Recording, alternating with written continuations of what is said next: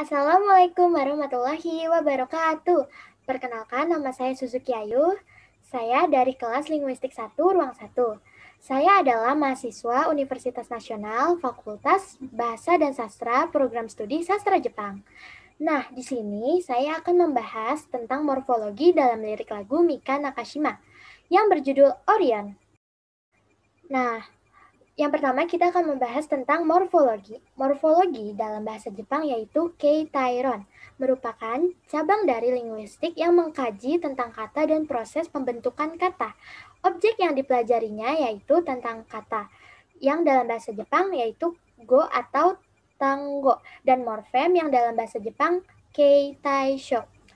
Nah, sebelum kita membahas tentang morfem dan jenis-jenis morfem, kita akan membahas tentang jenis-jenis kata dalam bahasa Jepang yang ada 6 jenis. Nah, pertama ada meishi. Meishi adalah kata benda atau nomina.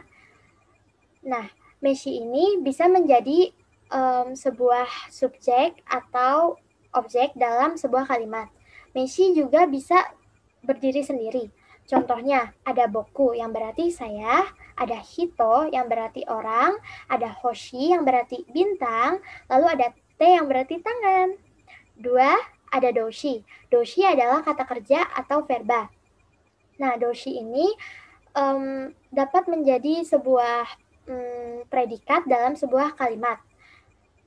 Contohnya nih, naku yang berarti menangis, terus miru yang berarti melihat, lalu ada kairu yang berarti pulang, ada wasureru yang berarti lupa, lalu ada suki yang berarti suka, ada warau yang berarti tertawa.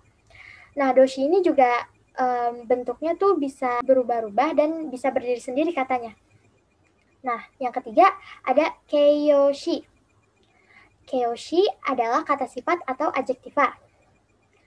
Nah, kata sifat ini dia bisa berubah bentuk dan juga bisa berdiri sendiri. Contohnya ada tsumetai yang berarti dingin, ada tsuyoi yang berarti kuat, ada yasashiku yang berarti lembut. Lalu yang keempat, ada fukushi. Fukushi adalah kata keterangan atau adverbia. Nah, fukushi ini tidak dapat berubah bentuk. Contohnya ada tada. Tada ini artinya namun. Lalu ada mou yang artinya sudah, lalu ada ima yang artinya sekarang, lalu ada mata yang artinya juga, lalu ada itsu yang artinya kapan. Setelah itu yang kelima ada jodoshi. Jodoshi adalah kata kerja bantu atau kopula. Nah, kata kerja bantu ini dapat berubah bentuk dan juga tidak dapat berdiri sendiri. Contohnya ada nai. Misalnya kata misenai, kan? Tidak diperlihatkan gitu. Terus ada kata kizuita, terus ada juga kata hanarenu gitu. Nah, yang keenam ada joshi. Joshi adalah kata bantu atau partikel. Contohnya itu ada o, wa, no, yo, de, to, ga, kara, dan made. Nah, kata ini tidak dapat berdiri sendiri dan tidak dapat berubah bentuk. Selanjutnya, morfem.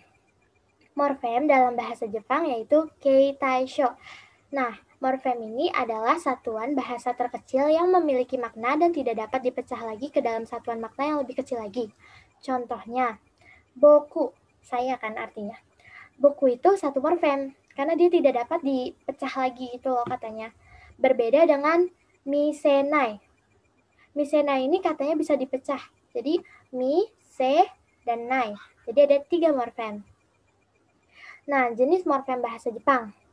Ada yang pertama, jiu kei taisho, yang berarti morfem bebas. Nah, morfem bebas ini adalah kata yang bisa berdiri sendiri dan bisa dijadikan sebagai kalimat tunggal meskipun hanya terdiri satu kata. Nah, yang kedua ada kousoku kei taisho. Kousoku kei taisho ini adalah morfem terikat, yang berarti kata yang tidak dapat berdiri sendiri sebagai kata. Secara lebih spesifik, morfem dalam bahasa Jepang dapat lagi dibedakan atas yang pertama, nayo kei taisho. yang berarti morfemisi.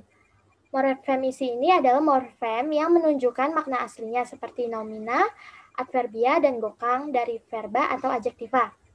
Yang kedua, ada kino kei taisho yang berarti morfem fungsi. Nah, morfem fungsi ini adalah morfem yang menunjukkan fungsi gramatikal seperti partikel, gobi dari verba atau adjektiva, copula, dan morfem pengekspresi kala atau bisa disebut juga dengan jisei kei taisho. Nah, sekarang kita akan menganalisis morfologi dalam lirik lagu Mika Nakashima Orion. Kita dengerin audio pertamanya dulu ya.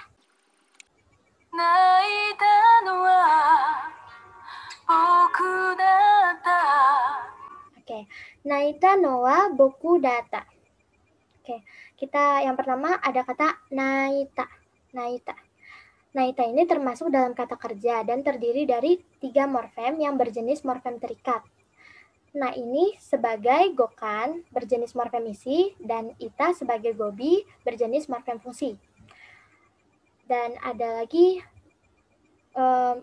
naita ini artinya menangis ya. Ada lagi no. No yang artinya kayak kepemilikan gitu, dan wa yang artinya adalah. No dan wa ini termasuk dalam partikel dan terdiri dari satu morfem yang berjenis morfem terikat dan morfem fungsi. Yang ketiga ada kata boku. Boku lagi. Boku itu artinya adalah saya. Nah, boku ini termasuk dalam kata benda dan terdiri dari satu morfem yang berjenis morfem bebas dan morfem isi. Yang keempat ada data. Bacanya jadi data. Data ini termasuk dalam kopula dan terdiri dari satu morfem yang berjenis morfem terikat dan morfem fungsi. Data ini artinya kayak lalu atau sudah lampau gitu loh, kayak dulu gitu. Nah, kita dengerin audio kedua.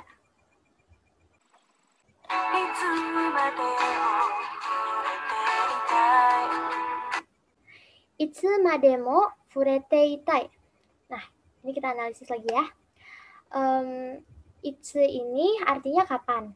Nah, itsu ini termasuk dalam kata keterangan dan terdiri dari satu morfem yang berjenis morfem terikat dan morfem isi. Lalu ada made. Made ini artinya sampai, termasuk partikel, dan terdiri dari satu morfem yang berjenis morfem terikat dan morfem fungsi. Yang ketiga ada mo. Mo ini artinya juga, termasuk partikel dia, dan terdiri dari satu morfem yang berjenis morfem terikat dan morfem fungsi. Lalu yang keempat ada fureteitai. Fureteitai ini artinya kayak ingin menyentuh gitu. Nah, dia termasuk kata kerja dan terdiri dari 3 morfem yang berjenis morfem terikat. Furete sebagai gokang berjenis morfem isi dan itai sebagai gobi berjenis morfem fungsi. Next. Kita dengerin audio ketiga.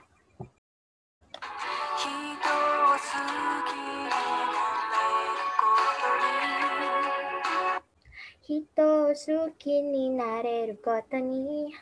Nah, kata pertama ada hito. Hito itu artinya orang. Nah, hito ini termasuk dalam kata benda dan terdiri dari satu morfem yang berjenis morfem bebas dan morfem isi.